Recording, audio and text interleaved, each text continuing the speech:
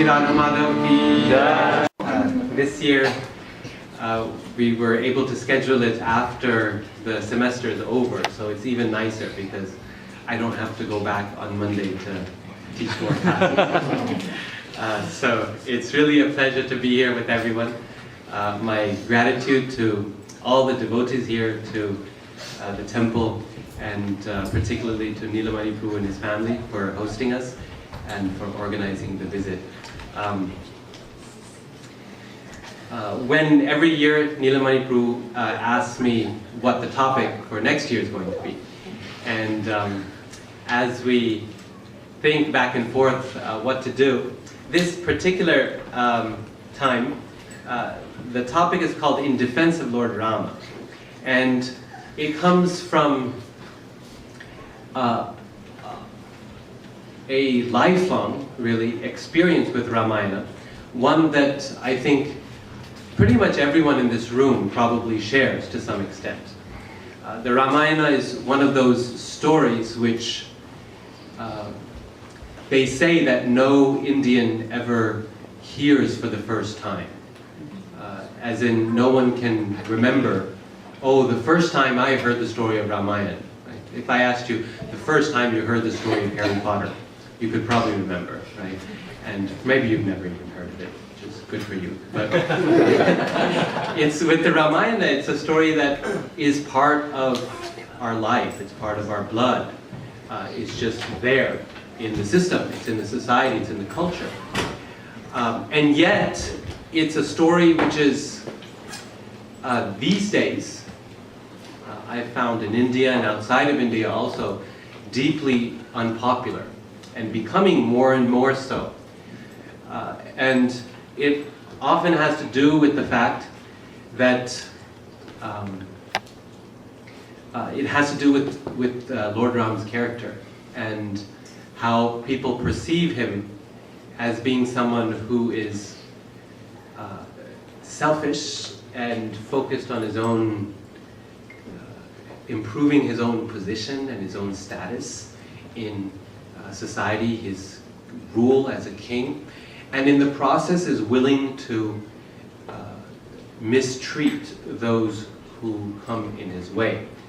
Specifically, of course, Mother Sita, who is banished by Lord Ramachandra at the end, who goes through a trial by fire, Agni Pariksha, after she suffers at the hands of Ravana, and other such types of criticisms of Lord Ramachandra, of the story of the Ramayana as a whole, as being a story that is not useful for our times today, that is not useful for modern India, for the world. That's an outdated story with problems and issues. And it's those things that you hear again and again that prompted me to say, why don't I read the Ramayana and find out what the Ramayana actually says? Because so often people in India, and Indians in general, talk about the Ramayana as if they know the story, and as if they know Lord Rama and they know the Ramayana and the Gatha and everything. When in fact, very few people today actually read the Ramayana. The vast majority of people just hear about it here and there. At best, they watch the TV series. And that's the Ramayana, and that's the Bible, and that's everything. And from that, then they make all kinds of decisions about what Lord Rama is and what the Ramayana is. So, that's the idea behind the seminar. Is the first part, I want to talk about the Ramayana itself, its significance, its importance, its relevance for us as devotees. And the second part, that is tomorrow, we'll talk specifically about the controversies connected with Lord Rama's story. Okay? So today's the significance of the Ramayana for us, and the second part is the problems or perceived problems associated with the Ramayana. And then the Sunday feast class is going to be a continuation on one particular theme of the Ramayana that has to do with Hanumanji. Okay? So that's kind of the plan for the weekend. So with hopefully plenty of time for any questions that you might have. So let's begin with prayers. Om Jnana Timirandhasya Jnananjana Shalakaya Chakshurun Militam Jena Tasmai Shri Gurave Namaha Shri Chaitanya Manobhishtam Sthapitam Jena Bhutale Swayam Rupa Kadamahyam Dadati Swapadantikam Vandeham Shri Guru Shri Yuta Padakamalam Shri Gurum Vaishnavanscha Shri Rupam Sagrajatam Sahagana Raghunatham Tam Sajivam Sadvaitam Savadutam Parijana Sahitam Krishna Chaitanya Devam Shri Radha Krishna Bhagam Sahagana Lalita Shri Vishakhamritamscha He Krishna Karuna Sindhu Neelamanto Jagatpate Gopesha Gopika Kanta Radha Kanta Namaste Tapta Kanchana Gaurangi Radhe Vrindavaneshwari Vrishabhanusute Devi Pranamami Hari Priye Vancha Kalpa Tarubhyascha Kripa Sindhu Yaevacha Patitanam Pavanebhyo Vaishnavebhyo Namo Namaha Jai Shri Krishna Chaitanya Prabhu Nityananda Shri Advaita Gadadhar Srivasadi Gaura Bhaktavrinda Hare Krishna Krishna Krishna Hare Hare Hare Rama Rama Rama Hare Hare. So what makes the seminar particularly nice is speaking in front of Lord Ramachandra himself. This is not an opportunity you get very often. So also I have to be very careful in what I say because, you know, Lord Ramachandra's one arrow can finish you off pretty quickly. So anything wrong comes out of my mouth. So it's dangerous, right? Yes, I know. In Chaitanya Mahaprabhu's pastimes, there's one devotee. His name is Murari Gupta. There's no relationship with me at all. But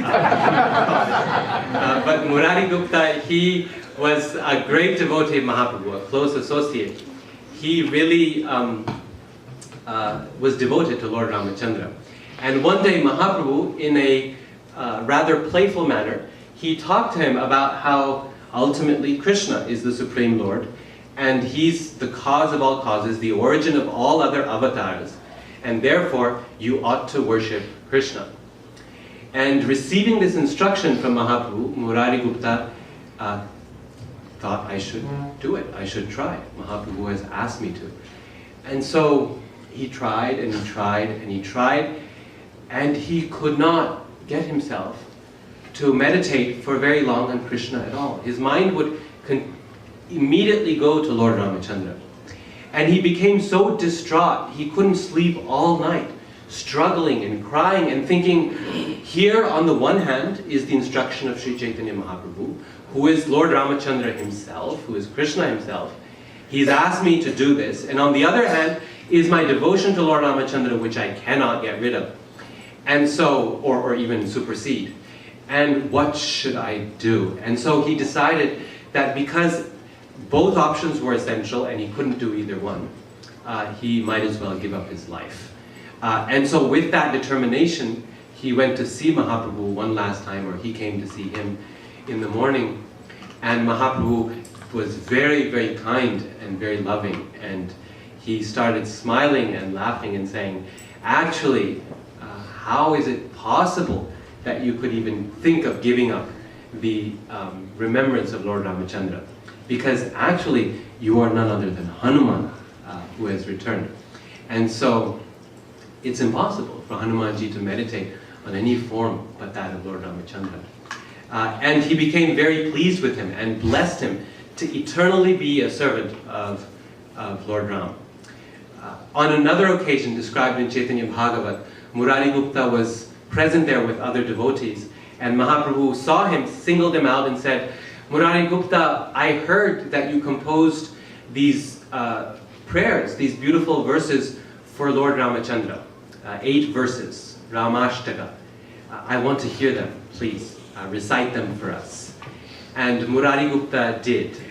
And after he finished these verses, the Lord was so pleased that he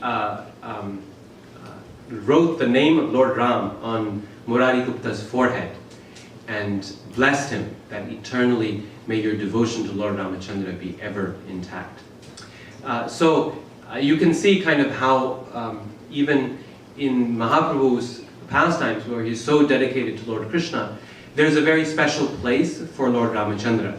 And what I thought we could do for this seminar is, just to get us into the right mood, is begin by reciting these prayers by Murari Gupta, the Ramashtaka, which have a very nice melody to them and relatively easy to recite.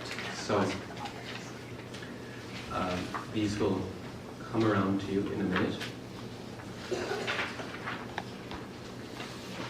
The Govindam prayers. So Chintamani Prakara Sadmatu Kalpa Vriksha, like that, okay?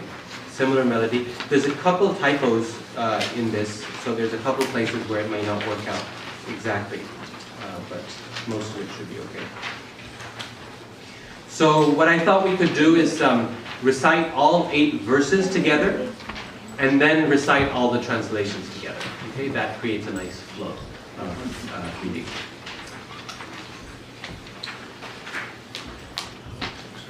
Okay, so we'll do them all together in one voice, starting with verse number 1.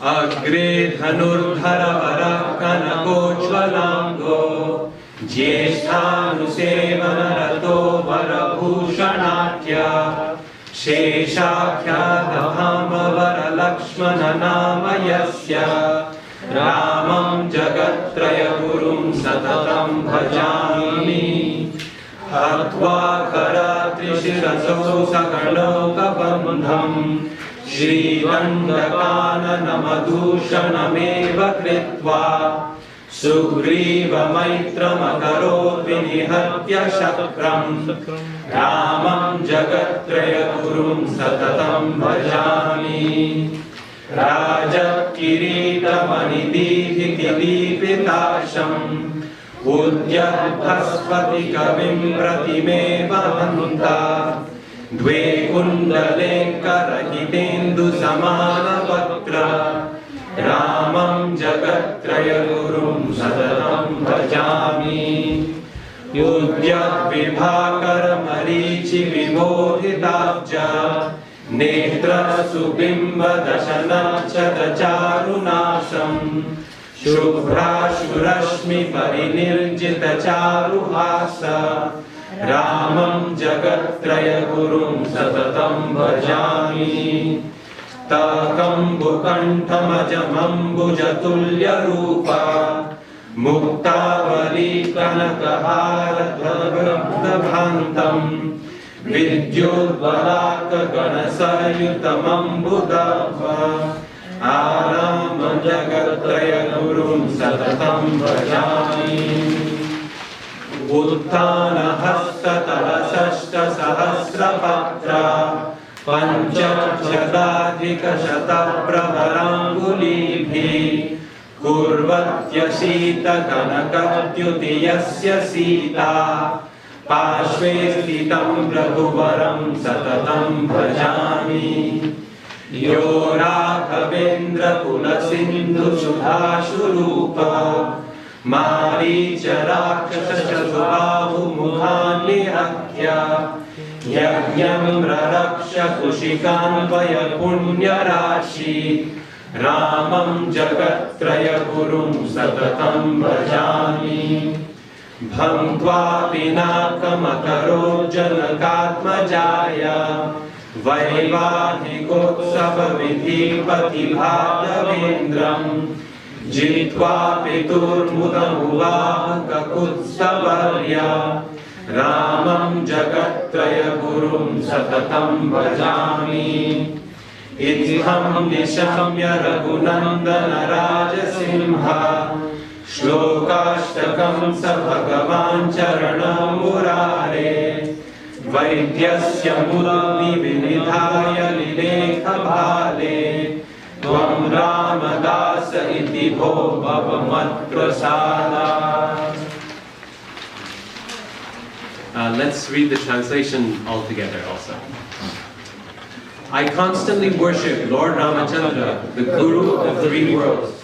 Before him stands Sri Lakshmana, who is the best of the archers, whose bodily complexion is like molten gold, who is engaged in the service of his elder brother, who is wonderfully decorated, and who is the form of Ananta Shesha.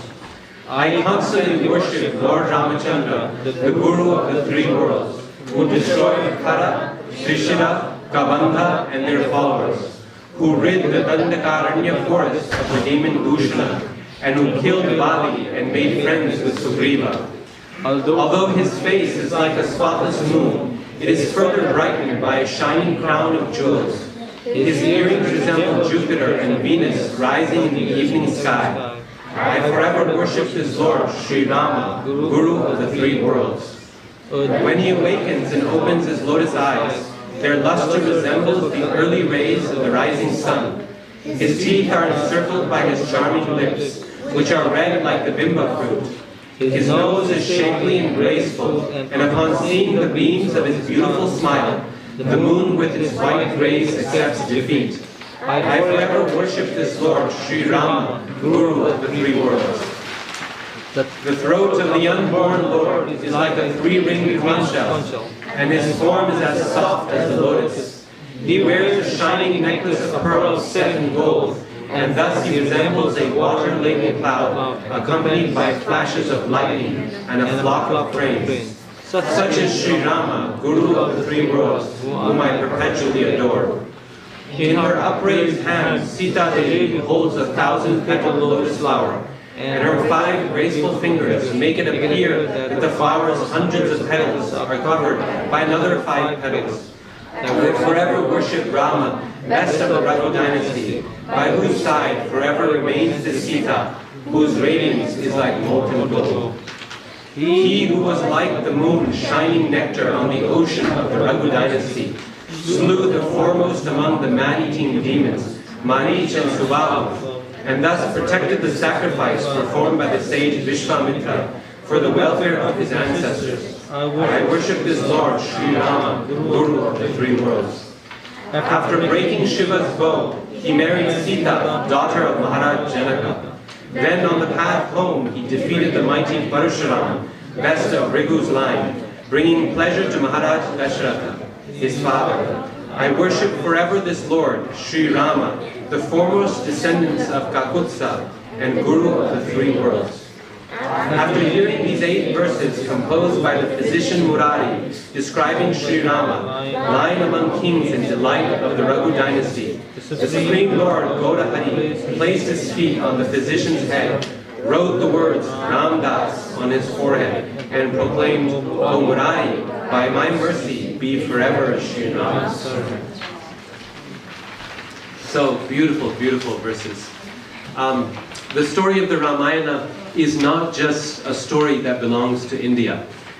This is one of the most powerful stories in the history of the world, one of the most influential stories in the history of the world. Just as the story of the Bible and of Jesus has played such a shaping role in the history of Western society and culture. You can watch movies and you can read novels and you can hear songs and popular culture, so many different aspects. You will hear references to the Bible. In the same way with the Ramayana story, the Ramayana has been influential in shaping all of Asia and Asian civilization, and more recently, even outside of Asia. So if you travel to many different parts of the world, so for example, if you go to Thailand and you visit Bangkok and you see the old the palaces that are present there, the kings are called Rama I, Rama II, Rama III. These were the titles that they took as they saw themselves trying to rule as Lord Ramachandra did. The ancient capital of Thailand for some time was called Ayutthaya, which is essentially the same thing as Ayodhya. If you go to Cambodia and you go to Angkor Wat and many other Wats or temples, you will find huge, beautiful relief carvings of the story of the Ramayana throughout the country. And as you move further north through China, Japan, and Korea, each one of these civilizations has their own tradition of Ramayana storytelling and performance. Even in Indonesia, which today is the world's largest Muslim country, in its ancient times was very much influenced by Vedic culture and particularly by the story of the Ramayana. And they have a long-standing tradition, still alive today, of Ramayana shadow puppets, where there's a screen and the puppeteers are behind the screens with a light behind them that shines shadows onto the screen, and people see and hear the story of the Ramayana like this. Similarly, if you go to Bali, they have a beautiful form of dance/theater that they perform in their own indigenous styles of decoration and dance, and it's telling the story of the Ramayana. Not too long ago, Japan created an animated version of the Ramayana, which many of you may have seen or heard about. That version was not made for an Indian market, right? It was made by the Japanese for themselves. It was part of their tradition and their culture, and they too love to tell the story of the Ramayana. Similarly in Korea, similarly in China, you can find over 300 different versions of the Ramayana in different parts of the world. In every language, practically speaking, of the world, every language of India for sure, from South Indian languages to Urdu in the north, all the different North Indian languages, hundreds of different versions. The Ramcharitmanas by Tulsidas, there's South Indian versions like the Kamban Ramayana and so on, which are classics in their own cultures, in their own languages that people read and appreciate. So hundreds and hundreds of different Ramayanas all over the world, and even in stories here in the United States, their story of the Ramayana has arrived. So there was that movie for children, The Little Princess. I don't know if any of you have seen that or if your kids have seen it, but it was basically a really nice story of this little girl who, the heart of that movie is her reenacting the story of the Ramayana to her friends, and she's going through some circumstances herself and so on. So that the story has universal appeal. And one basic reason why it has universal appeal is because it has all the ingredients of a good story. Right? You've got the prince, and you've got the princess, and you've got the damsel in distress, and that's part of every wonderful story in different parts of the world. The princess who is rescued by the prince when she's captured by the evil demon or the ogre, and rescued, and they live happily ever after, and so on. So it's got all the ingredients of a nice story: prince, princess, demons, villains, all of that. Love, adventure, romance, it's all there in the story of the Ramayana. But at the same time, it has a lot more than just a good story to offer. The Ramayana the Ramayana itself and traditionally in India is called Adi Kavya. And Adi Kavya means the first poem, the first piece of poetry. So, when we normally talk, like I'm talking now, this is in prose, it's just regular lines. And what we read in the English translation was prose. But poetry is something different, right? Poetry is not just writing. Poetry means you take what is written and you put it in some form of verse or some form of meter, usually. Poetry is poetic. It has the intention to do more than just convey information. It's meant to pull the strings of the heart. Poetry, besides conveying what is said literally, it suggests other things that are not said but implied or felt or heard in the poem. And so writing poetry is a whole different thing than writing just an essay, writing just prose.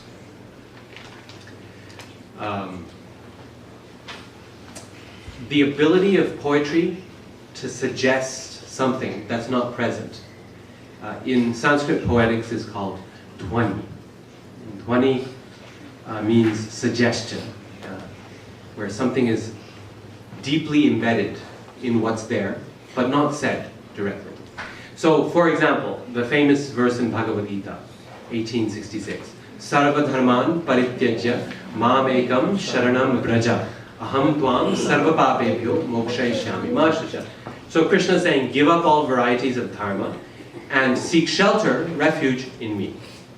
So seek refuge in me is mam ekam, me alone, sharanam, refuge, vraja. Now the word vraja in Sanskrit, it comes from the root vraj, which means to go. So he's saying, go or come to me. Go to my shelter. But the Vaishnavacharyas, in the word vraja, they hear something else. Right? That Krishna is saying, go to Vraja, go to Vrindavan. Mam ekam sharanam vraja. Seek my shelter in Vrindavan. Now, someone might say, well, grammatically that's not there, right? It's in the wrong case, it's not the word, it's a different word altogether. But no one denies that, right? The commentators who are writing realize, of course, they know basic Sanskrit grammar, they understand the fact that that's not the word for Vrindavan there. And yet, that doesn't matter in this case because the suggestion is there, the dhwani is there. You hear something that may be implied by the poet, in this case the Lord himself, to those who are sensitive enough to hear it. Just like wine tasting. Have you read descriptions of wine before? I don't presume you've drunk it before, but have you ever read descriptions on a menu before of wine? Or something else where it says it has a slight woody taste to it with a hint of raspberry and some slight leftover lingering aroma at the end. You've read this before? The wine tasting is a science, right? Where they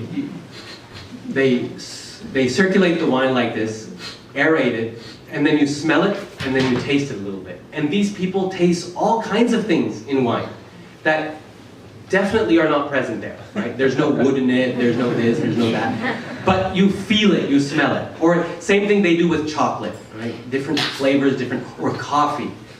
Different kinds of beans and different good depth of flavor and all of this. It's scientifically speaking, you can't quantify it, but it's present. There's a hint there. Only if you're a connoisseur, only if you know what you're smelling, what you're tasting, right? And you have some expertise in this regard. So poetry is like that. For someone who has skill, who has ability, they can hear things that the poet wants you to hear, but doesn't want to say. Because sometimes saying something is not the best way of communicating it. We think that if I just go out and say it, then that person understands it. But sometimes you can say so much without saying anything, right? Just by using the eyes, the gesture of the eyes. If I look at you and if I give you an angry expression, or I give you a loving expression, you can read so much into that, right, without having to say anything. That's the power of poetry, or it's called kavya. Kavya. And those who write poetry are kavi. I'll give you one example. In Kalidasa's work, Kumara Sambhava. Kumara Sambhava is the birth of Kumara, Lord Shiva's son, besides Ganesha. And this is a poem that Prabhupada actually refers to several times in his lectures. It's a very wonderful piece of poetry. Kalidasa is one of the world's greatest poets. There's this one scene in which, so I won't repeat the whole story, but in the incident of Daksha and Sati, Sati eventually dies. She immolates herself in fire as a result of insult. And Lord Shiva is very, very upset, very distressed as a result of his wife's departure. And so he goes into a state of deep meditation, draws himself into a cave, and cuts himself off from the world. Now this is a big problem for the world because Lord Shiva and Sita, or Sati and Mother Parvati, they are the parents of this universe. Kalidasa begins his poem by saying, Jagata Pitaro Vande Parvati Parameshwaro. Lord Shiva and Mother Parvati, they give birth to this creation. We talked about this last year in the lecture on Shiva Tattva, if you remember. And so they're very upset, and they try to entice Lord Shiva to come out from his depression and pull him out from his cave and his austerities. Nothing works until they decide that the best way to get him out of his cave is to find him a wife, to find Sati again. And they do locate her. She has been reborn as Mother Parvati, daughter of the Himalayan mountains.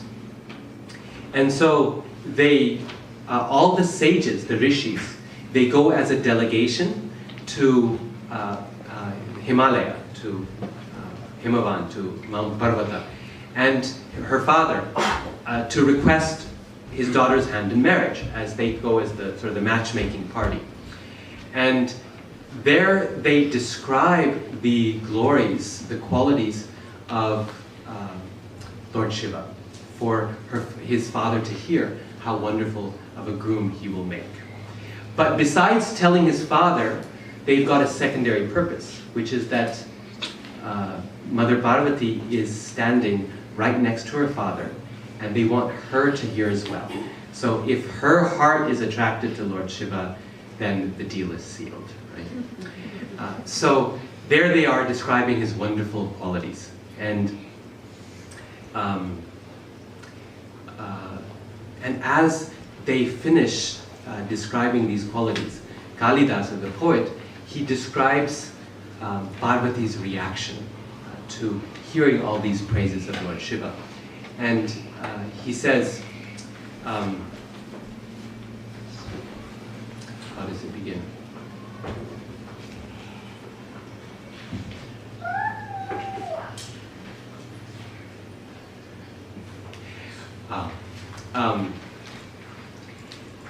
Pitu parshve adhomukhi lila kamala patrani ganayamasa Parvati. Okay, so the sages, as they were reciting the glories of Lord Shiva, Pitu parshve adhomukhi, Mother Parvati is standing next to her father. Pitu parshve, next to her father, adhomukhi, with her head down, looking downward because she's bashful. Okay, this is about her marriage and she's feeling shy. Pitu parshve adhomukhi lila kamala patrani ganayamasa Parvati. And she's got a flower in her hand, a kamala, lila kamala, a flower to play with. And what she's doing, what is she doing with that flower? Ganayamasa Parvati. She's counting the number of petals on the lotus. 1, 2, 3, 4, 5, 6. 1, 2, 3, 4. And this is, of course, what's the point of counting the petals on a lotus? And that too again and again. There is no point. So all the commentators, they explain that by saying this, that she's counting the petals on a lotus, she's doing something mindless like that. The poet is indicating that at this point she falls in love with Lord Shiva and she gives her heart to Lord Shiva. Because in Sanskrit poetry it is commonly said that if a girl does something mindless like this, scratching the ground with her toenails or fiddling with her hair or counting the petals on a lotus, then she's emotionally affected. Right? So they say, here we see, the poet is telling us, Mother Parvati, she gives her heart to Lord Shiva. Now, Why like this? Because it's so much nicer to say it like this for the poet than to come out and say, oh, and she fell in love with Shiva. Because that's way too blunt for an emotion like love. This is why in Indian culture and Vedic culture and cultures all over the world, actually, traditional cultures, telling someone I love you is like a really crass thing to do, right? It's like hitting someone on the head with a hammer, right? Why would you say I love you? Can't you express it with your eyes? Can't you express it with your hands and your gestures? And can't you express it with your behavior? Are there not so many ways of expressing the fact that you love someone? Do you really have to say it? So that's the idea behind poetry, behind kavya, right? Poetry does something that regular prose cannot do. It suggests something, elicits that emotion, and tells the reader, indicates to the reader without ever having to say it directly. That is called dhwani, or suggestion, the power of poetry. That the Ramayana, if you read the Valmiki Ramayana, the first Ramayana, is called Adi Kavya, the first piece of poetry. And the very first time that the Ramayana was ever spoken was the Ramayana by Valmiki in Sanskrit. Something like 25,000 verses long, so quite large. The Mahabharata is not that long. It's not as long as the Mahabharata is. The Mahabharata is 100,000 verses long, so this is a quarter of the length. But still, 25,000 verses makes it easily one of the longest epics in the world. And written by Maharshi Valmiki. And the first Ramayana, that is by Valmiki Muni, was also the first piece of poetry in the world. And the first poem that was written, the first piece of verse that was written by Valmiki Muni, comes about in a very, very special way. Okay? This has to do with the birth of the Ramayana itself. Once upon a time, Valmiki Muni is going on a walk in the evening with his disciples. And as they're surveying the beautiful scene that's present all around, they notice all of a sudden an arrow whizzes by. They don't see who shot the arrow, but it whizzes past their shoulders and it hits a bird. But she's not alone. It hits two birds, two cranes that are in love with each other. They're mating. And it hits one of them, I forget the male or the female, I think it hits the male. And he dies. And the female, seeing her husband, her lover, having died, feels so much pain and so much grief that she too keels over and dies. And when Valmiki Muni sees this, and the sages that he's with see this, they're devastated. And Valmiki Muni particularly is so angry and he's so upset. He sees this horrible scene, and all this anger wells up in him. And he utters this curse. This curse comes out automatically from his mouth. And the curse goes like this. He says, Ma nishada pratishthantvam agama shashwati sama yak kronsha mithunadekam avadhi kamamohitam. It means this. Ma nishada, O nishada, O hunter, ma pratishthantvam, may you never have peace in this world. May you never be stable. Agama shashwati sama, for an eternal number of years, right? Forever and ever and ever. May you never find peace in this world. Shashwati sama. Why? Yat kronsha mithunat ekam. Because avadhi kama mohitam. Because You killed one amongst the pair of cranes, Kroncha Mithuna. You killed one of them, Avadhi Kama Mohitam, when they were completely absorbed, enchanted by desire, by love. He utters this curse and he goes home. And on his way home, he feels terrible. He feels horrible because he thinks, my God, what level of curse did I utter? I mean, the birds were shot by a hunter. I did not even see who the hunter was. And such a heavy curse. Of all things, I could have cursed him to die, right? But I cursed him with something worse, which is not to have peace anywhere he walks the earth. And he felt horrible and thought, you know, I succumbed to anger. This is so not sage-like. It's not proper. And as he's feeling worse and worse and worse, Lord Brahma appears on the scene. And he says, my son, don't worry. These words were not uttered by you. They were planted in your mouth by Goddess Saraswati herself. Because they are no ordinary words. Do you remember what you said exactly? And he remembers. And he says, listen carefully. Here you have spoken the first verse, the first shloka. Means what? That there's a metrical pattern to these words. It's not just a line, a sentence, but there's a pattern. Ma nishada pratishtantvam. 8 syllables per line. Ma nishada pratishtantvam agama shashwati sama yat kroncha mithunadekam avadhi kama mohitam. 8 syllables, 4 lines, 32 syllables altogether.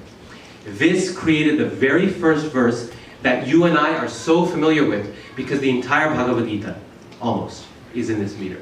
Sarva-Dharman parityajya mamekam sharanam vraja aham tvam sarva-Papebhyo mokshayishyami ma shucha satatam kirtayanto mam yatantascha drida-vrata namasyantascha mam bhaktya nitya yukta upasate. You can count it. 8 syllables per line, 32 syllables total, in exactly the same pattern of Laghu and Guru, of long and short syllables. This creates meter, it creates a verse, it creates a pattern, and that pattern was the first time it was used was with this verse from the Ramayana. So, Lord Brahma says, now that you have been given the first shloka, the reason, there's a very special reason for it. You need to use this shloka, this meter, this pattern, to write the story of Lord Ramachandra. A story that has not yet occurred. Lord Ram will appear on earth still. You will be present during that time. You will be the first sage to write this story. And for ever so long as there are rivers that flow on this earth and mountains that stand on the surface of the earth, the story of the Ramayana will be told again and again and again. And you are the sage. You are the person designated to write this story. And so Valmiki Muni, he writes this story of the Ramayana before it ever occurs. He writes it down, and he's got it already. When Love and Kush and Sita Devi come to his ashram, which we'll talk about tomorrow, in the end, then he's got the whole story of the Ramayana, including the ending, ready for them to learn. Now, the commentators, particularly Govindaraja, he's a great commentator from the Shri Vaishnava tradition. He explains that the meaning of a story is entirely present in the first verse. So this is something that Sanskrit commentators talk about a lot, and I think I mentioned this in a prior seminar some years ago when we talk about the Bhagavad Gita. How the first verse of Bhagavad Gita, Dharma Kshetre, Kurukshetre, the acharyas, they see how the whole meaning of the Gita is present in the first verse. So if this is the first verse of the Ramayana, then the acharyas, the commentators say, then the whole story must be present there. And in fact, it is. They reinterpret the verse, re-explain it, and the whole story of the Ramayana is there. Watch this. They say, Ma Nishada. Nishada means hunter. But Nishada also comes from the root, Sanskrit root sat, which means to sit. Ni means down, to sit down. Or resting place. Nishada means a resting place. Second meaning. Ma, what does ma mean? Mind. What else? We use mother. Yes, mother. Ma. Right? So Ma Nishada, the resting place of Ma, of Lakshmi. Okay, Ma here refers to Lakshmi, the goddess of fortune. Ma Nishada, the resting place of Lakshmi. Ma Nishada means Srinivasa. Same thing. Shri, Lakshmi, Nivasa, resting place. Ma Nishada Pratishtha. Pratishtha means peace or steadiness. It also means fame, prestige. Ma Nishada Pratishthanvam. May your fame be spread all over. Forever. Agama Shashvati Sama. For as many years as this world exists, your fame, O Srinivasa, O Lord Vishnu, will be present throughout this creation. Why? Yat Kroncha Mitunar Ekam. Because you killed Avadhi, one of the two Kroncha Mituna. Now Kroncha Mituna, what does it mean? The word Kroncha means crane. But also Kruncha was the grandfather, I believe, of Mandodari, Ravana's wife. Okay? So Kroncha refers to Mandodari. Kroncha Mituna means Kroncha and her husband, the pair. So Kroncha Mituna, Ravana and Mandodari. Avadhi Kama Mohitam. You killed one of the two. Which one? Kama Mohitam. The one who was completely overcome by lust, by desire. In this case, not for Mandodari, for Sita. You killed one of the two. Therefore, may your fame be spread forever and ever and ever. So the whole Ramayana is present in this verse. But the other thing to keep in mind is that look at the circumstances for the birth of the Ramayana. Means, what a terrible way for the first verse to be born, isn't it? It's the death of a very sad death of one of two birds who both love each other. And then all this anger from a sage. And so the great Sanskrit poet and commentator Anandavardhana, he wrote a book on poetry called Panyaloka. He says that in fact what this shows, this first verse of the Ramayana, that the primary emotion of the Ramayana, the primary feeling, the primary emotion of the Ramayana is what? What do you think it is? Separation. Anger, separation, tragedy. Yeah, he says shoka, grief. So, tragedy, you could say, or separation, lamentation. He says that's the dominant emotion of the Ramayana. This is not a comedy. There may be some funny moments there, no doubt. Even a tragedy will have funny moments. It's not a tragedy in the classic Greek sense of the term. You know, like you all studied Shakespeare's tragedies sometime in school, back in India, or here. So tragedy in the English sense refers to a complete destruction, a meaningless end to the story, when everyone's killed and there's no meaning left. So it's not a tragedy in that sense, because it's a very meaningful tragedy. But the point is, the emotion is still very much one of grief, of lamentation. Have you ever thought about that in the story of the Ramayana? How sad the story is? Means every turn, it's miserable. So Lord Ramachandra grows up as a very happy child. In a very happy childhood. He has 4 brothers. How many stories do you know of Lord Ramachandra's childhood? as a baby? No.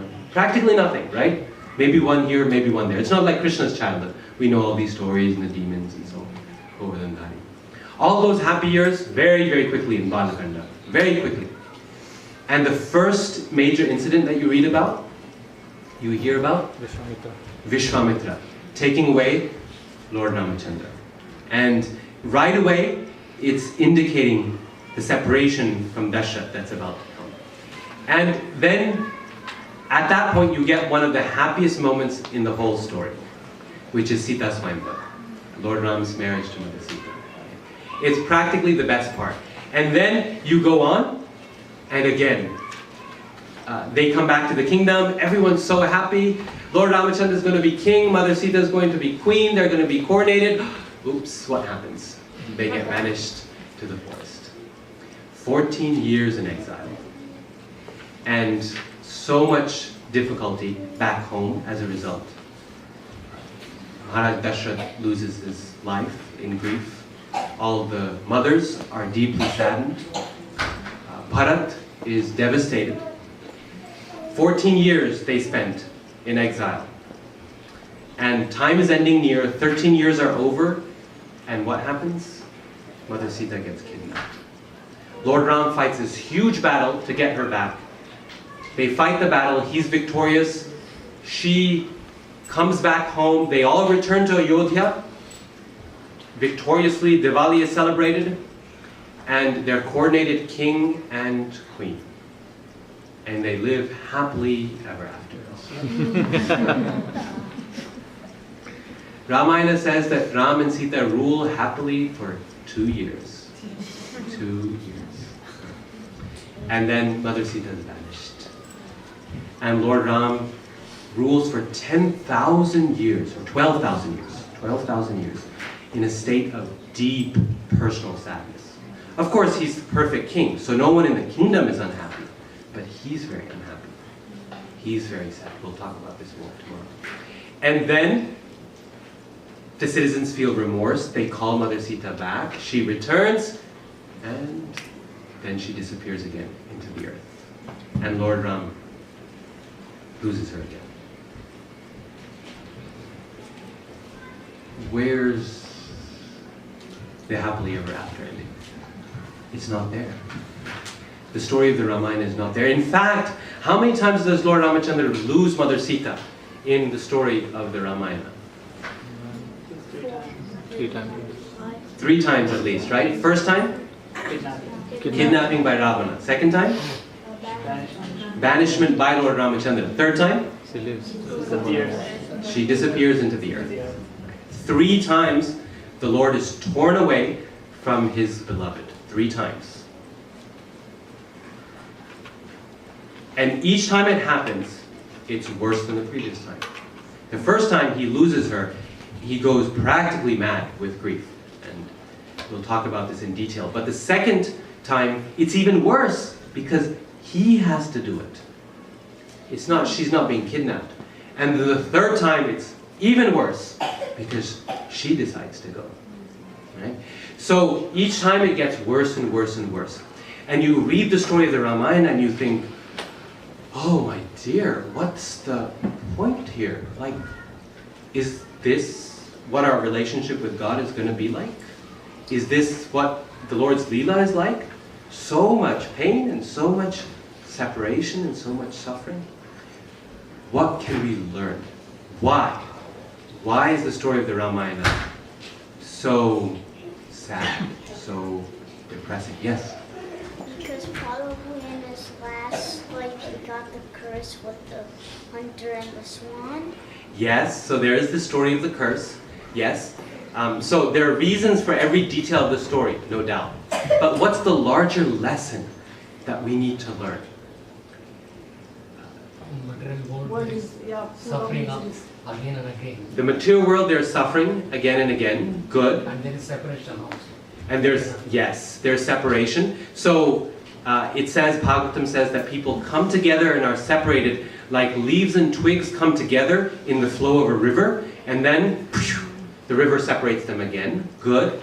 So the temporariness of this world. What else? What else is the Ramayana teaching us through all this shoka, or all this grief? Full of sorrows. This life is full of sorrows. Good. What else? Yeah. Lord comes to the material world to teach others by his Leela, how to sacrifice, how to be a good son, how to be a good husband, how to be a good king, and how to sacrifice his personal, happiness for others. Excellent. Very good. So the Lord shows the extent to which we have to go to perform our duty and how much sacrifice we have to perform to be a good person, to sacrifice, to be a good son, to be a good husband, to be a good king, and so on, to be a good father. Excellent. So the Lord is showing that to everyone. What else? The best relationships, how we maintain our relationship between each other. How we maintain relationships with each other. Yes? Nothing that you have stays with you forever. Nothing stays for you ever, forever. Exactly. Everything is torn away. Good. Yes? Miseries are everywhere. Miseries are everywhere. Terrific. There's one more big reason. Yes? In the back? Truth and honesty. Truth and honesty. Good. Moral qualities. Yes? It exemplifies the principle of dharma, the principle of duty. The principle of duty. Excellent. Dharma. Yeah? By his own example, he shows how tragically one suffers when one is very attached to the spouse. Or something. Yes. So how we suffer as a result of attachment in the material world. There's one more big reason that he's showing all this pain. Separation is a fact. That he was separated from Mother Sita. Yes. And that is a factor in everybody's life. Yes, that's a factor in everyone's life. But what about in the Lord's life? Suffering. Yes. Yes. Just like how we get separated with our family, we should get separated. In separation, we should always be with the Lord. Yes. So our relationship with the Lord, exactly, in separation. So Prabhupada, in one very nice purport in 5th canto of Srimad Bhagavatam, okay? This is in the 5th canto of Srimad Bhagavatam. I don't know, where's the main story of the Ramayana in Bhagavatam? Anyone know? Right. 9th canto, right? Now in the 5th canto, why is there reference to Lord Ram? Do you know? 5th canto is generally what? What does 5th canto talk about in Bhagavatam? Someone said something here. About the planetary systems. Planetary systems, yes. It's cosmology. It's the universe, it's the world, the planetary systems. In that, there are prayers by the Lord, to the Lord, by different leaders of different worlds, right? Different regions of this universe. And one of these regions is Kim Purusha Varsha. Kim Purusha Varsha is the land where the Kim Purushas live. Now the word Kim Purusha is a very interesting word in Sanskrit. The word Purusha means what? Male. Male, man, or human being in general, right? So, and Kim means what? It's a question mark. So Kim Purusha means what? A man? And it's referring to people who are kind of like human beings, but not exactly. Namely, the great Vanaras, or monkeys. Right? What? A man? And the leader in that land of Kim Purusha Varsha is Hanumanji. And there, in that section of Bhagavatam, he offers these beautiful prayers to Lord Ramachandra. And in one of these prayers, in the purport, Prabhupada describes 3 different levels of understanding, 3 layers of understanding that we get from the story of the Ramayana. Depending on where we are at, there's something for us to learn. The first level of understanding we get is we have to do our duty in this world no matter how difficult it is, as you said. No matter how tough it is. If you're a husband, you need to protect your wife and your family, even if it means building a bridge across the ocean. Okay? So that's what we have to do. If we take a vow at marriage, for in life and in death, in sickness and in health, then this is what we have to do. And Lord Ramachandra showed it. We may not have to build a bridge across the ocean, we might have to go to work when we don't want to, or whatever, but we have to do our duty. If our parents are there, we have to take care of them, and we have to do our duty properly. Even if it's difficult, even if it means 14 years in exile in the forest. The story of the Ramayana is a story of sacrifice for the purpose of duty, of dharma. And everyone's doing this sacrifice, not just Lord Ramachandra. Lakshman is doing a huge sacrifice. You know, he spent 14 years, Ramayana says, without sleep. Because in the day, of course, he was moving out and about with Lord Ram and Sita as they traveled, protecting them, serving them. At night, he was guard. And so for 14 years, he took not a wink of sleep. That was his duty. He's sacrificing so much as a matter of duty. Hanumanji is sacrificing so much for his duty, jumping across oceans, lifting mountains. Lord Ramachandra is spending 14 years in the forest. He's killing a whole army of demons, building a bridge across the ocean to just do his duty as husband, to do his duty as son. That's the first level. Do your duty, your dharma in this world. The second level, so that's, the first level is for the average person. Anyone should learn from that, all of us. We have to do our dharma. But for people who are a bit more advanced and trying to achieve spiritual life, spiritual advancement, and progress back to God, the story of the Ramayana gives the opposite message that several of you have said. That if you become entangled in the material world and become attached to wife and to husband and to children and to wealth and to kingdom, look at how much you're going to have to suffer. Look at all the trouble that comes. So better don't get married, stay brahmachari. Because who wants all this trouble? If the Lord himself had to go through this trouble, we can't escape, right? It's not going to be easy for us. We can't think. The story of the Ramayana is meant to teach us, right? Not to think, well, Lord Ramachandra had a tough time because he was God, but I'm a human being, so I'm going to have a great time. That doesn't make any sense, right? Not at all. No, life is going to be even more difficult for me because I don't have the ability to kill every demon I see. They might end up killing me. What do I do then? Right? There's pain, there's suffering in this world. And we have to be aware of that if we want to go back to God. It should cultivate detachment in us. Right? So the first level is saying, do your duty, stay attached. As in, do your duty. The second level is saying, become detached. What's the point of all of this? You're going to suffer. Right? The third level is the highest. This is for those who are already the Lord's pure devotees. Who in the Lord's pastimes, as Lord Ramachandra, they experience, they taste with the Lord the greatest spiritual emotion, which is vipralamba or viraha bhakti. Service to the Lord in separation. The remembrance of the Lord in separation is even more powerful and greater than it is in union. We know the story of Lord Krishna. Sometimes people criticize Lord Krishna. 12, 13 years he spent in Vrindavan, captured everyone's heart and then left. And he never came back. For so long. Could he not come back? Was that not nice of him? But the separation that the gopis and the residents of Vrindavan felt for Lord Krishna, that separation brought Krishna even closer to them. Even more close than when Krishna was actually present in front of their eyes.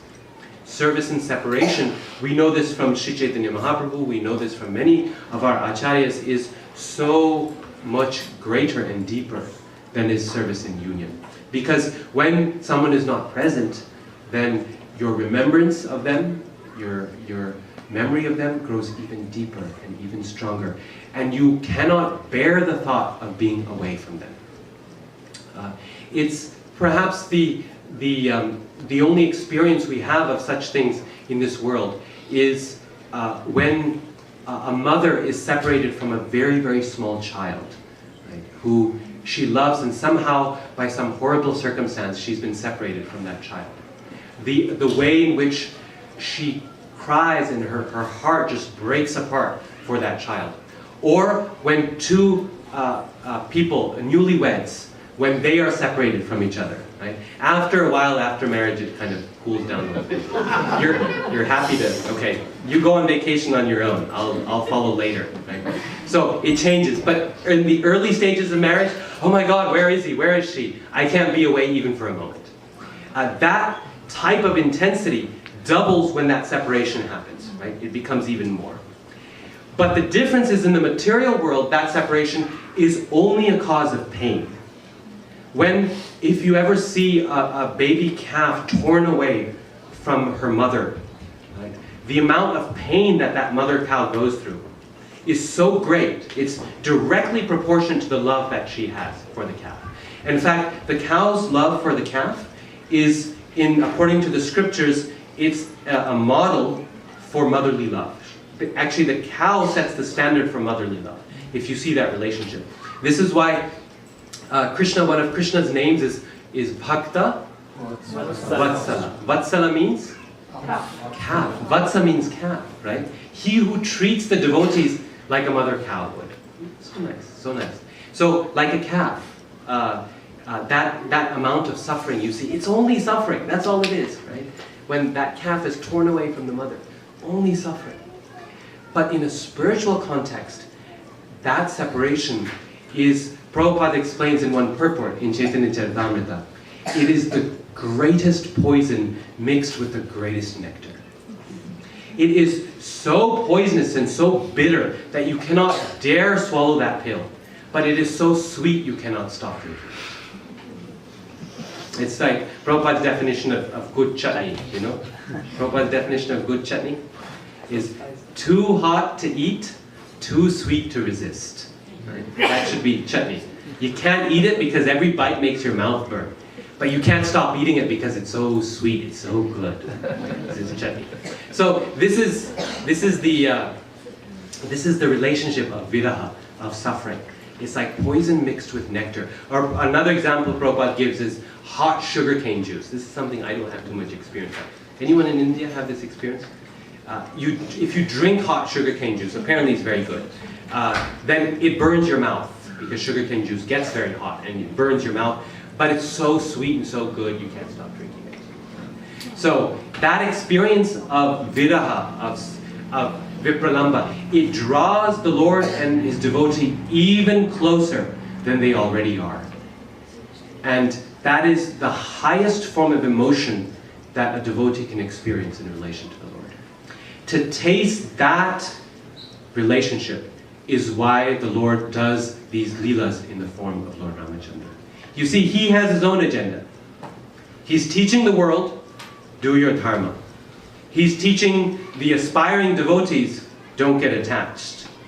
And for himself and his close associates, he's tasting the flavor of separation. And how much separation is there in the Ramayana? Already we've talked about how Ramachandra and Sita Devi are separated 3 times. But there's separation everywhere in the Ramayana, even in other relationships. Where else do we find the devotees experiencing this intense feeling of separation from the Lord? Maharaj Dashrath and Ramachandra, right? He gives up his life in grief. Bharat, right? He is so devastated at the end. His position is actually really difficult. Because not only does he pine for Lord Ramachandra, not only is he so upset at what has happened to Lord Ram, but he has to enjoy the benefits of it. Right? So his mother did it for him. So it's all the more he feels guilty about this. Now I have to sit on the throne when I already feel guilty about the fact that Lord Ramachandra has left. And I feel so much separation from him, I have to enjoy the fruits of that. It makes him feel all the more horrible. And he tells Lord Ramachandra that 14 years of exile to the day, right? If you're 1 day late, you will not find Bharata, you will find my dead body here. This is going to be over. So 14 years, I understand, is your promise, but no longer, no more than that at all. And he rules with Lord Ramachandra's sandals. The union of Ram and Bharat, Ram-Bharat Milan, is one of the greatest high points of the story of the Ramayana. So his separation, his mood of separation, 14 years, is heart-wrenching. Dashrath and Lord Ram, Bharat and Lord Ram. Who else? Vibhishan. In what way? He has to separate from his brother too. Yes, he has to separate from his brother, right, Ravana, but he also has to live his whole life in separation from Lord Ramachandra in very difficult circumstances. Right? He's a great devotee of Lord Ram.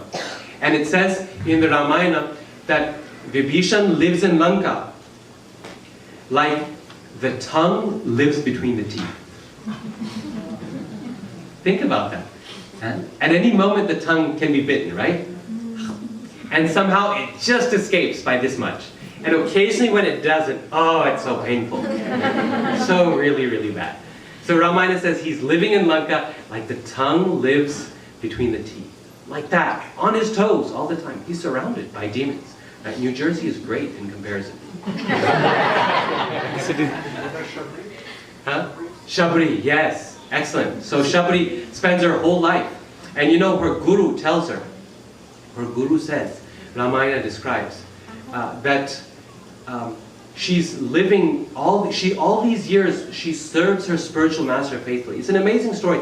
People don't realize, they just know the beta part, you know, she's biting into it and feeding the Lord.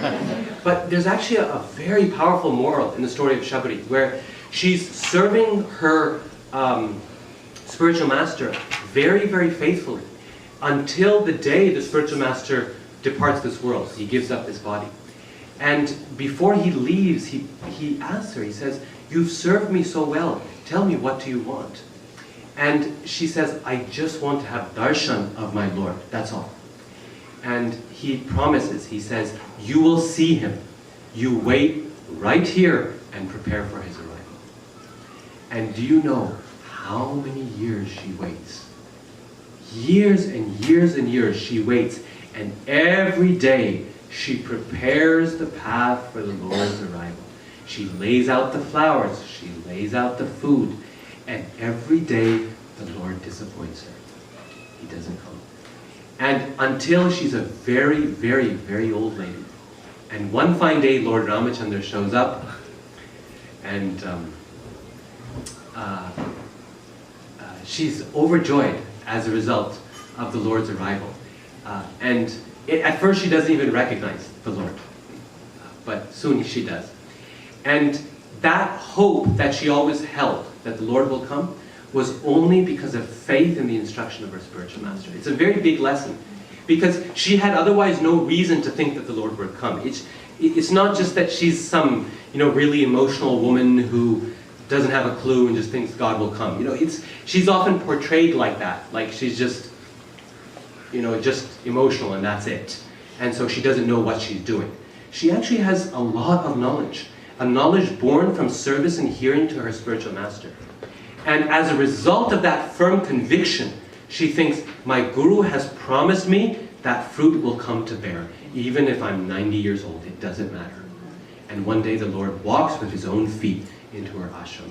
She sees the Lord and she goes straight to Vaikuntha.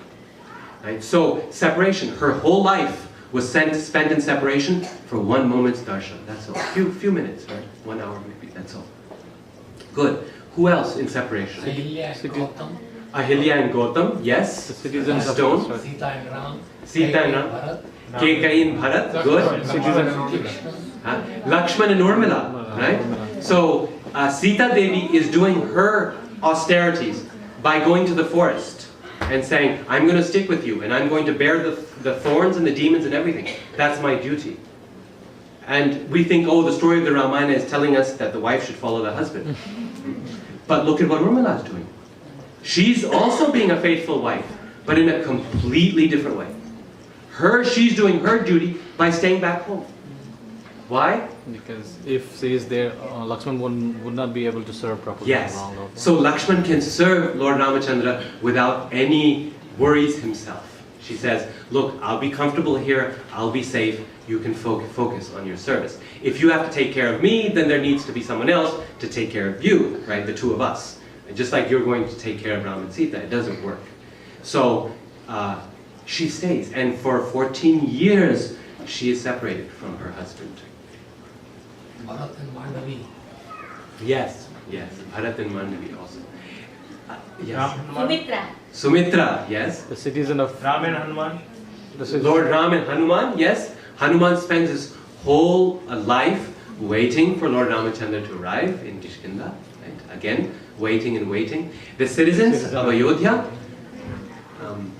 mean, there were a few who had some misconceptions, but these citizens were deeply devoted to their Lord. And in the end, Ramayana says, they all went to Vaikuntha in their own bodies, self-same bodies. It means they are the Lord's eternal associates, because obviously we can't go in these bodies. They're the Lord's eternal associates, and they're separated from the Lord for 14 years.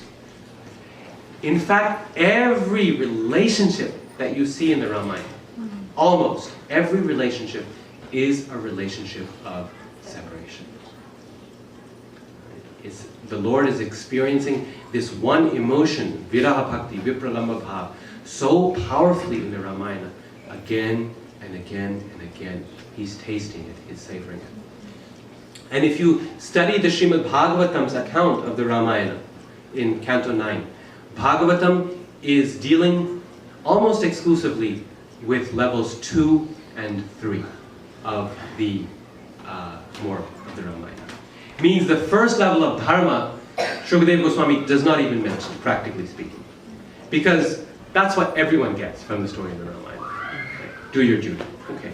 So you already understand that. In fact, he tells Maharaj Parikshit, he says, I'm going to tell you the story of Ramayana in brief, because you've already heard it many, many times, he says.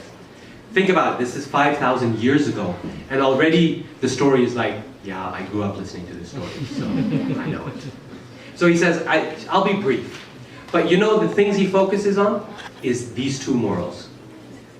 Look at the result of attachment in the material world. Look at how much suffering it causes.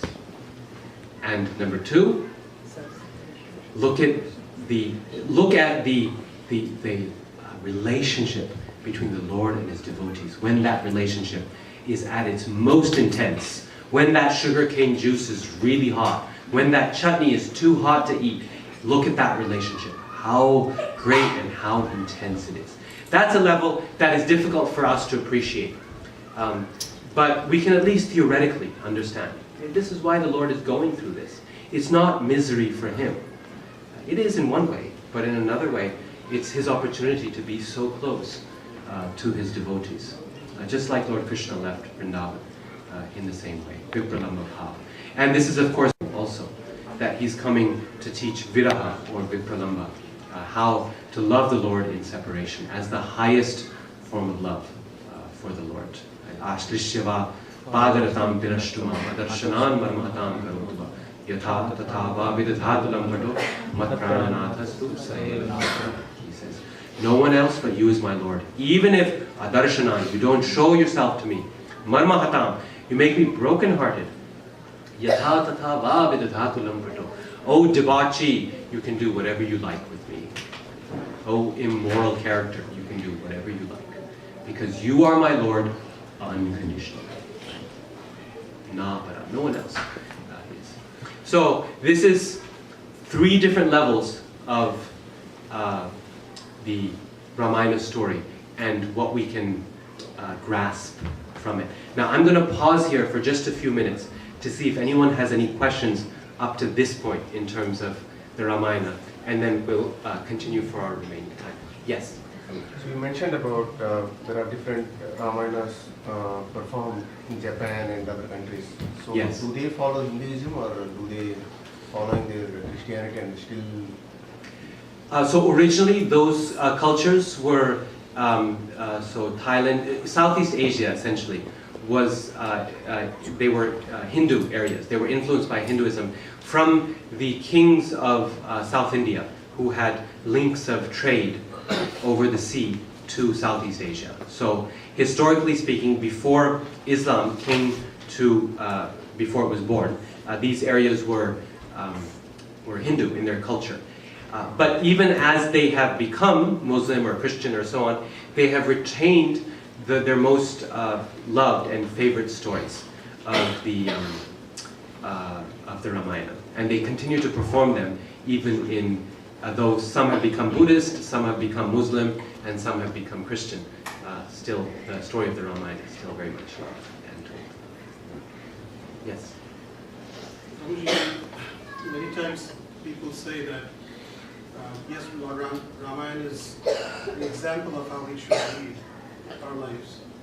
But that time was Lord Ram. and his character was exemplary. Today you don't have husbands who are like Rama. Yes. You don't have parents like Dashrath. What would you say to them? Does Yes. it still apply? Yes. The answer is yes. The story of the Ramayana definitely does still apply. But at the same time, when we apply the story in our own lives, then we have to make adjustments as is appropriate to our current time and our current context. This is the case not just with Ramayana, but with Shastra or scripture in general. That what is written in Shastra is the absolute truth that is eternal, right? Assuming the Shastra is apaurushaya, it's infallible. But how it's applied is based on context, and based on circumstance, and based on the time and situation. Whether we are reading Gita, or Bhagavatam, or Ramayana, this is true, right? It needs to be applied appropriately in our own lives, and adjusted to the degree that we can follow that advice.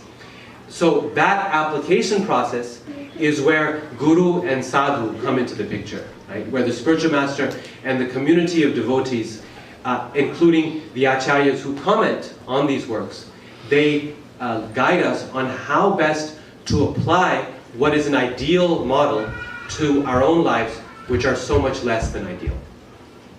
So that translation process has to happen between the two. None of us are Ram, none of us are Sita, none of us are Dashrath. At the same time, that should not be an easy excuse for saying, therefore nothing is relevant to me. Because we can certainly learn the lessons we have to learn, apply it to the degree that our conviction and faith allows us, and to the degree that it is appropriate in the age of Kali that we live in. And that application process is the whole process of bhakti, right? That is how we progress in bhakti, is taking these various aspects and saying, well, this is how I need to apply in our own lives. Different scriptures will teach also different principles at different times for different kinds of audiences. So we describe 3 different kinds of audiences here. But Krishna Lila is teaching something a little different for a different kind of audience as well, a different level of advancement. So all of that needs to be taken into account when we apply Shastra in our own lives. So context is very important, but just because context is important doesn't make Shastra irrelevant. In fact, it makes it even more relevant. The very fact that Shastra can be applied in India, and in New Jersey, and in Canada, and in China, and it can be applied today, and it could be applied 1,000 years ago, and it can be applied by our great-grandchildren in the future, that's what makes Shastra eternal. It makes it absolute. That's what gives it its glory. It doesn't take away. It actually, that is the relevance of scripture. Valmiki Muni, it is written, few places I read, and he came as Tulsidas. And Tulsidas Ramayana is mostly read, and that really caused people to become devotees of Lord Ramachandra throughout India and other places. Yeah. So how do you compare these two scriptures, and did really Valmiki Muni came as Tulsidas? Yes. So many people say like that. There are many different opinions on Tulsidas Ramayana also. Prabhupada, basically what he says in regard to Tulsidas Ramayana, he regards Tulsidas as a great sage. He often lists him in lists of different poets and sages and great devotees. So he has a lot of respect for Tulsidas Ramayana. But whenever there is a disagreement in terms of the Leela or in terms of the moral of the story or the content, then Valmiki Ramayana is the standard, right? So with the Valmiki Ramayana, we can't go wrong. It's the original Ramayana given by Maharshi Valmiki in the very presence of Lord Ramachandra. And it's been commented and passed down by sages for thousands of years, right? Even academic Western scholars say that the Ramayana is at least 2,500 years old, right? Which makes it by far the oldest Ramayana in anywhere in the world, and one of the oldest texts in the history of the world, period, right? So, as it is, the Valmiki Ramayana is very trustworthy. Tulsidas Ramayana, Prabhupada explains that Tulsidas Goswami, he specifically calls it Ramcharit Manas, right? And the word Manas means lake, but it also means the meditations or one's own realizations about Ramayana. So Prabhupada says, he explains that Ramcharitmanas is technically not, objectively speaking, the story of Ramayana or the story of Lord Ram. It is Tulsidas Goswami's realizations and feelings about the story of Lord Ramachandra, right? So it's his realizations, for which it's very valuable, right? Because he's a great devotee, a pure devotee of Lord Ramachandra. But at the same time, for that reason, the gold standard is Valmiki Ramayana. Right? So it's important that we study Valmiki Ramayana whenever we can, because our own local, in North India, Tulsidas Ramayana is immensely popular. In South India, in different languages, in different regions, other Ramayanas are very popular. In Thailand, it's the Ramakian, which is their own version of the Ramayana, very popular. So there's nothing wrong in enjoying the Ramayana in one's own language, in one's own style. These are all very nice. But at the same time, it's very important that we familiarize ourselves with the original. Because sometimes the misconceptions we get and the criticisms we get about Lord Ramachandra come from various kinds of versions that we've heard here and there. Or we've heard through folk stories, or we've heard from our grandmother. And there's nothing wrong with that, but when there comes a doubt and when there comes reason for criticism, then we have to go back to the original to see what is actually there in Valmiki Ramayana. Yes? This Vipralamba Bhava which you explained, right? Yeah. Even in Krishna Leela, you see the Vipralamba Bhava kind of is manifested in both Rasya, Sakya, Vatsalya and Madhurya relationship. Yes. Whereas in Ram Leela, it looks like Vipralamba Bhava is more kind of comes out in Rasya, Sakya and the Vatsalya Rasa. So, but it comes it more tragic than the Krishna Leela. You know? I think that's where the confusion arises. Yes, yes. Yes, it's a good point. I mean, in Krishna Leela also, that Vipralamba Bhav is there. But there's big chunks of Krishna's story where that is not in focus, right? Whereas in the Ramayana, it's always in focus, this Vipralamba Bhav. And this is why Anandavardhana says that the dominant emotion is shoka, is grief, right? There's no doubt about it. And for a long time, I used to feel really disturbed reading the Ramayana, thinking, this is so sad, this is the Lord's Leela, it should be joyful, what's wrong, you know? And when I realized that actually so many people, and so many acharyas and Srila Prabhupada, and everyone is pointing to this fact, then you think, okay, there's a big lesson here. You know, I really cannot appreciate Vipralamba Bhav. Unfortunately, all it seems to me to be is suffering. But if the Lord and His devotees are saying that this is actually great joy as well, then I have to accept it, right? I have to say, okay, this is beyond my pay grade, right? I can't taste this, I can't accept this. So let me at least understand the lower levels, right? That the material world is a place of suffering, and attachment will lead to suffering, so let us become detached and serve the Lord. Or let me perform my duty nicely given my responsibilities. In fact, this reaction is so common that even in Chaitanya Leela, right? Mahaprabhu is traveling South India, and he meets this Brahmana who is so distressed, he can't eat or he can't sleep properly. He's just crying non-stop. Why? How could Ravana take away Mother Sita? How could he do that?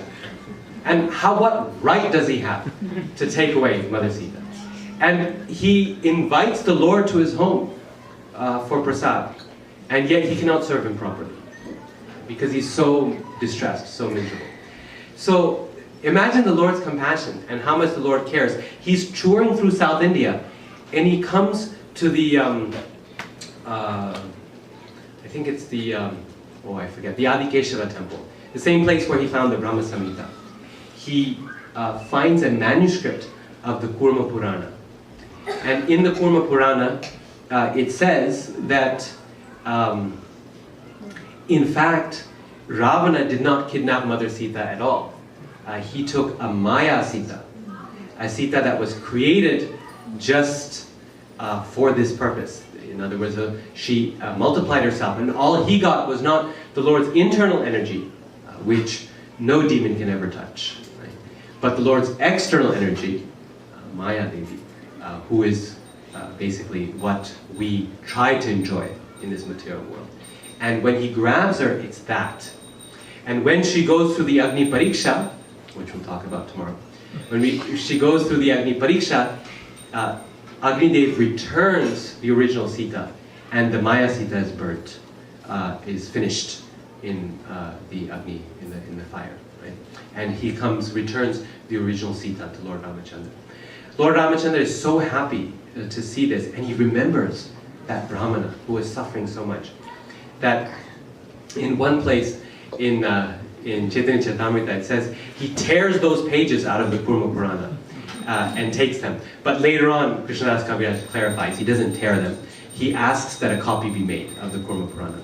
But what's interesting is he requests that the original he can take, the old one, and he leaves the newer copy at the temple.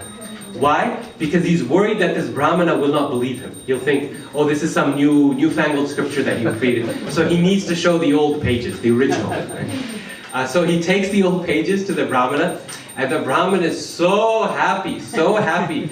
Oh, he finally gets some relief, and he can eat and sleep. And then he invites the Lord to lunch again. He says, I'm so sorry that first time around I really messed things up. I didn't feed you properly. I'm much happier now. Come to my home for lunch. And he serves the Lord a very nice meal.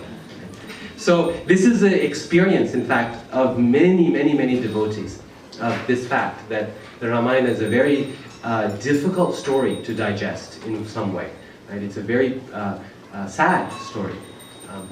And yet, even we know at some level there's something very sweet about it, right?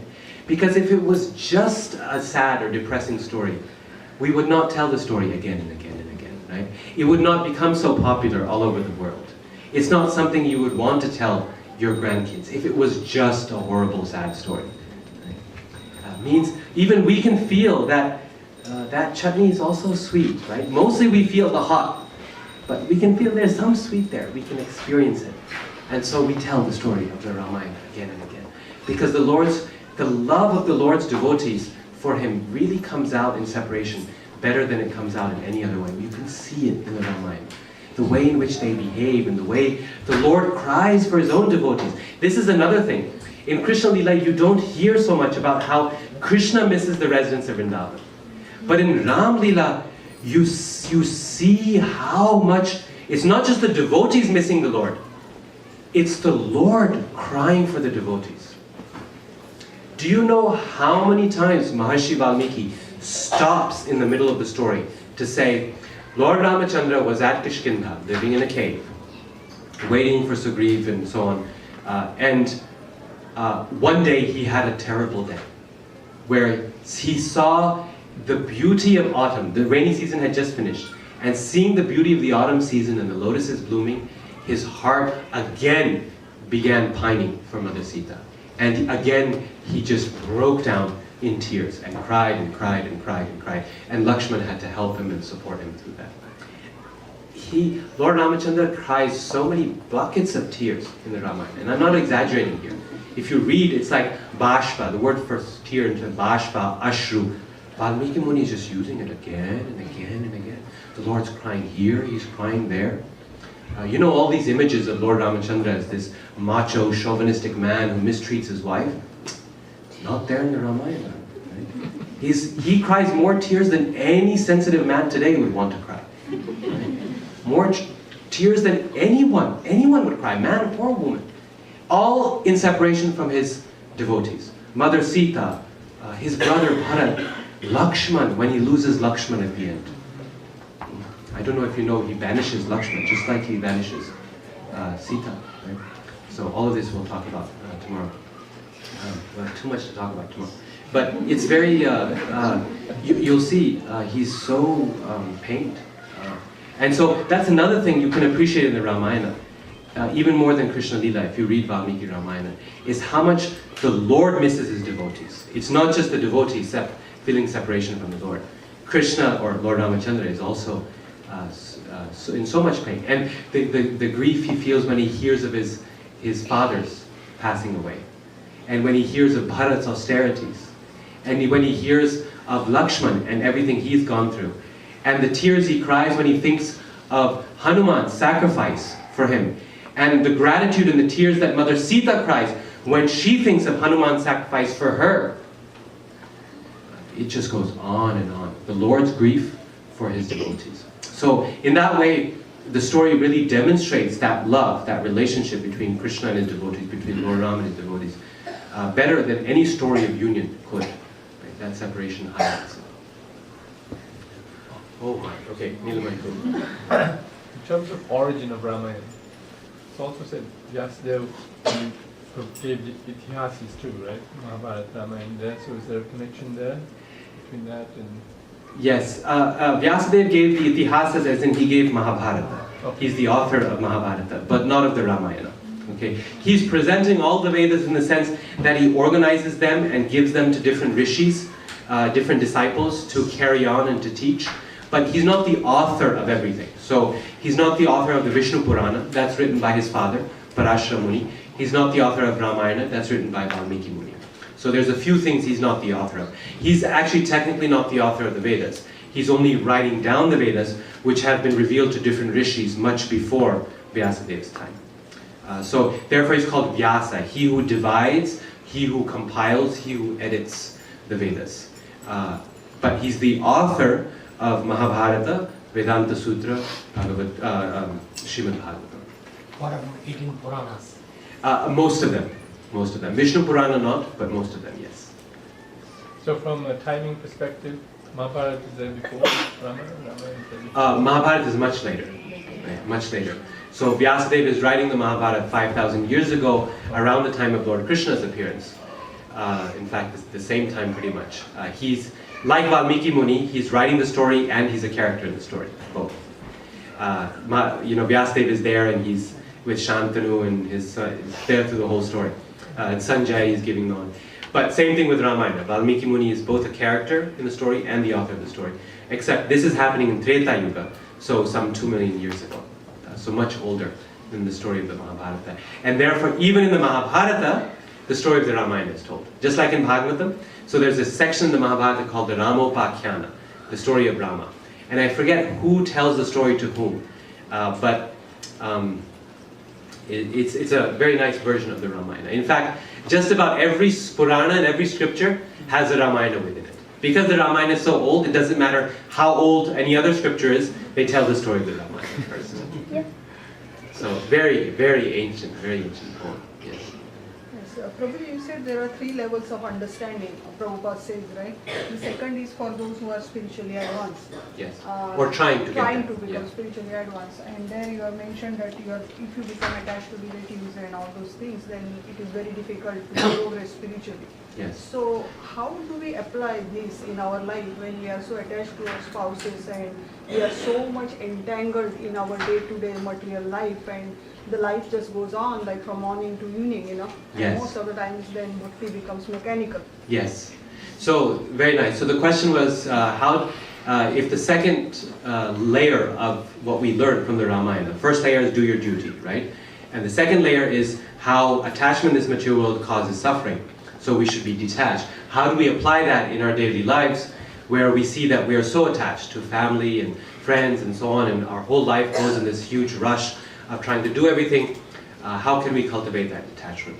So essentially, it's a combination of the first and second levels. We do our duty in this world. Okay? We do our duty faithfully, just as faithfully as Lord Ramachandra did, to the best of our ability. We do our duty, but with an exit strategy in mind. Okay? So we understand that doing these duties is not the goal of my life. Sure, I need to get married, and therefore I need to be a good husband, and I need to be a good father, and I need to be a good son, and so on. But all of these relationships will be taken away from me at one point. So what is my exit strategy? Right? When the train comes to the last station, will I be thrown off the train, or will I step off? That's the question, right? Because the point of detachment, the second layer, is not an option. It's a reality. It means you will become detached from family, whether you like it or not. Because if you don't do it willingly, death will do it for you forced, right? Or even before death, a relationship can be broken in so many ways, right? And we see this. Families are sources of great happiness. They're also sources of great, great misery, right? Because someone will mistreat us, we won't get along with someone, our relationship will be broken, we'll feel insulted. So many things can happen. That will happen. If not now, a little later, if not later, at death. So the question is, am I going to be thrown off the plane, the train? Am I going to be evicted from my apartment because I have overstayed my lease, and so I'm going to wait till the police come and throw my things out onto the curb and throw me onto the curb? Or will I make a plan to move? Will I find another apartment before it's too late? That is essentially level 2. We have to do our duties in this world, but with an exit strategy in mind. And husband and wife need to make that exit strategy together. This is not something that, I didn't tell my wife I'm taking sannyas next year.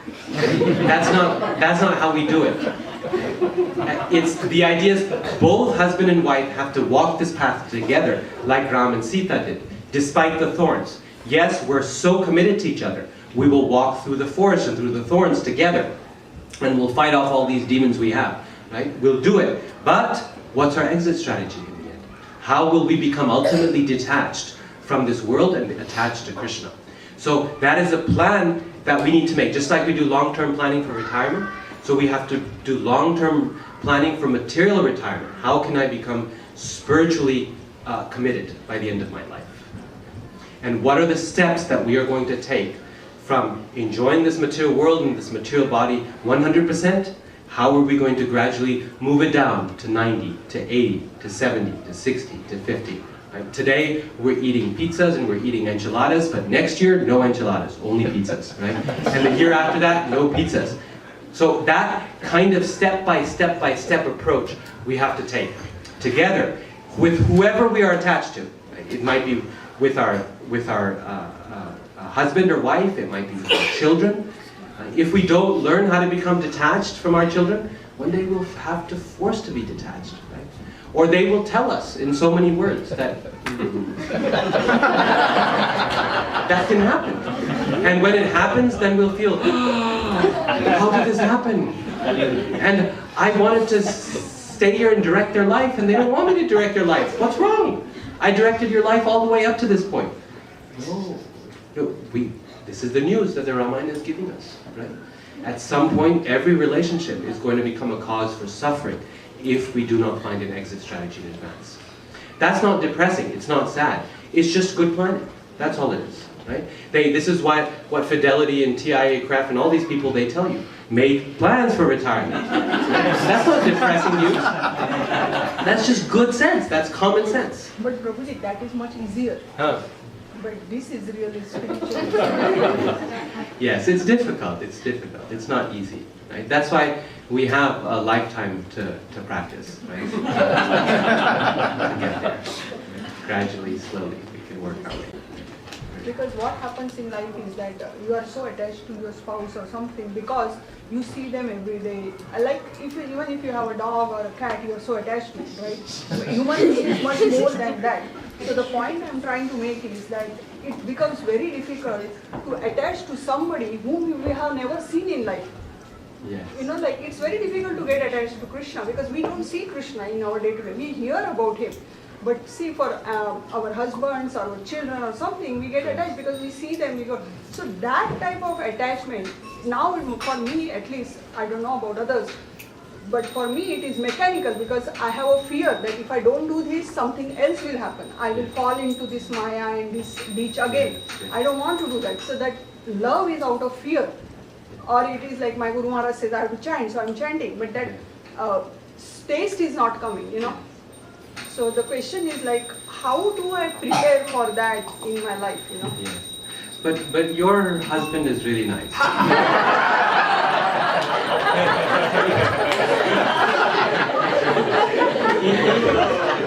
Even if you're a little too attached to him, it's okay because he's a good devotee, and together you can be very nice devotees, right? The thing is that there's a fine balance between becoming detached and doing it prematurely. Like, you don't want to do it prematurely, otherwise it causes so much pain, it actually ends up making you more attached in the end, right? Because the pain is so great, and that develops a fear that, no, I can't become detached. This is really, really too difficult for me. And one pulls back and then doesn't want to walk the path of detachment at all, right? So it cannot be premature. But at the same time, we have to push ourselves a little bit, right? So this is why I say it has to be a joint endeavor. We don't have to worry about separating from each other until the age of 75, right? Up to that point, we can stay vanaprastha and be happy together. So that's most of life, right? It's almost close to death. But the point is that we have to make a plan. Okay, how can my relationship change? See, detachment is not just, oh, I can't see you, I can't sit next to you. That's not detachment. Detachment means our relationship has to change. So far, the relationship has been based on how can you please my senses and you can please, I can please your senses. But now, can you cook nice food for me? Okay, I'm happy with you. You cannot, I'm not so happy today. So our happiness and distress, it becomes a product of can you please me, can you not please me? But as that relationship changes, hopefully as it matures, then we realize that that love is actually deeper when it is centered on the Lord. That we love each other because, wow, my wife really does nice service for the Lord. She's actually a very good devotee, and I've learned so much from her. And the wife thinks, actually my husband is a really good devotee, and I've learned so many things from him. And that's a wonderful thing as well, right? So proportionately speaking, the sense enjoyment basis has to reduce, the service basis has to increase, right? And as that increases, then we will start to see each other in a different way. And that attachment will become eternal, but it will become based on the spirit soul rather than based on the body, right? So that no doubt it will be suffering one day when we are separated from each other. It's even pure devotees feel that separation, right? Even Prabhupada, he talked about the feelings of pain that he felt when he left home. It's there in the Lilamrit, you know? But so it's not that those emotions aren't there, but you'll be able to see it in a higher light, right? You'll be able to see, oh, there is a purpose for this. And when those occasions come, before we plan, when we're torn apart in some way, emotionally with someone we love, we will be able to see it in a proper light. We'll be able to see it, saying, okay, Lord Ramachandra went through this, right? I'm also going through this. There's something very important for me to learn. And yes, I prepared for this. I was never 100% prepared, but I did prepare. I was mostly there. So that's a process. It's teamwork. It's very, very important that it happens as a team together. Grihastha life, where we do our duties towards everyone, but with the exit strategy in mind. Prabhupada say that like if both husband and wife are devotees, then there's no need even for physical separation. Yes. So sannyas is not even necessary in Kali Yuga. Vanaprastha, Prabhupada said, is essential. Okay? And Vanaprastha means what? Husband and wife stay together, but their focus becomes 100% the service of the Lord, not to enjoy each other. And to get happiness from each other. That is Vanaprastha. But physical separation, as in having to take sannyas from each other, is something that is not even recommended in Kali Yuga except for some very few souls, very special souls who have that ability. So, indeed. So, we have other hands up and many other questions, but we will save them for tomorrow. Tomorrow is kind of the punchline of the seminar. It's about the criticisms that are lodged against Lord Ramachandra regarding his treatment of Mother Sita and a couple of others. So we'll talk about that tomorrow and try to leave plenty of time for questions. We begin what time tomorrow? 3 o'clock. 3 o'clock in the afternoon. It goes till 5 p.m. And then after that, there's the Sunday feast program. That too will be about Lord Ramachandra. But let's end here so that we can have Gora Arti and worship Lord Gauranga and Sita Rama.